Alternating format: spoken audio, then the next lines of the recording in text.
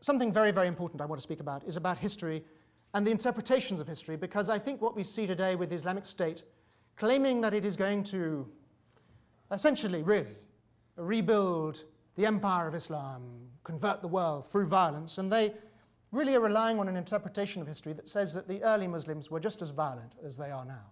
And if you look at what they've done, they did kill the Yazidis, and they did take their wives and their daughters as slaves. And with the Christians, what they tended to do was to expel them. So they didn't behave to the Christians in exactly the same way as to the Yazidis. I heard when I was in Sinjar, or not Sinjar, next to it, in August, that from Christian refugees from Mosul, who said that some Christians had remained undercover and had been found by the Islamic State and had been blindfolded and taken at night and dumped on the other side of the border in Kurdistan. Now, the reason that the Islamic State are not killing Christians is that they are very anxious to follow what they believe to have been the precedent set by the first Muslims, who drove out the Christians from the Arabian Peninsula and killed what they saw as the idolaters, and therefore, and indeed, in some interpretations, took their wives and daughters as chattels. And therefore, what they are doing is they are reading, it's not just about theology, but it's a battle about history. And I wish, therefore, just to kind of produce a counter to that. Whatever violence there's been, there has been terrible violence. The Middle East, and indeed the whole world has been a terribly violent place.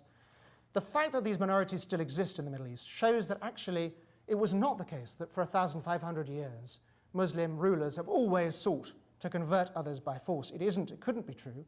In Europe, we don't have any of these pre-Christian religions now, and they disappeared actually quite swiftly. There are many reasons for this. I don't say it's just a story of Islamic tolerance and Christian intolerance. It is, of course, very complex. But it is a demonstration that these 10 million people still exist in the Middle East, because it isn't true that the history of Islam is one of endless violence against other faiths. This man, Biruni, Abu Rehan al-Biruni, was a great scholar of around 1,000 years ago. And he actually tells us, we learn from him much about the history of the Mandayans and other groups which existed in his time, and he wrote about them. He knew them.